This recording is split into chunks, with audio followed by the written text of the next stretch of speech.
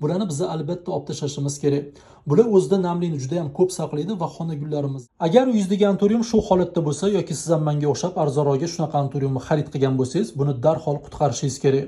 Shu holatda qoldiradigan bo'lsangiz, bu albatta nobud bo'ladi. Antorium barglarida, gullarda jigarrang dog'lar paydo bo'lishi bu ildiz muammosi.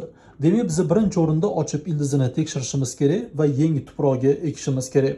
Hozir birinchi gullarini tagidan kesib olib tashlaymiz va tuprog'ini ochamiz. Mana gullarni tagidan kesib olib tashladik. O'zi bunaqa holatda gullarni kesib tashlash juda ham muhim. Bo'lmasam gullari kuchini olib qo'yadi. Hozir kuchini tejashimiz kerak. Oxirida ortiqcha va yarador barglarni ham kesib olib tashlaymiz.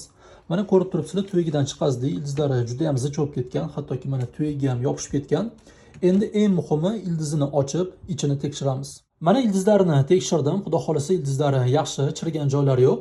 Do'stlar, sizlarga bitta maslahat bermoqchiman. Chet eldan keladigan bir xil xona gullarini ildizini ichida mana shunaqa tarfinoy transportirovочный stakanchiklar bo'ladi. Bularni biz albatta olib tashlashimiz kerak.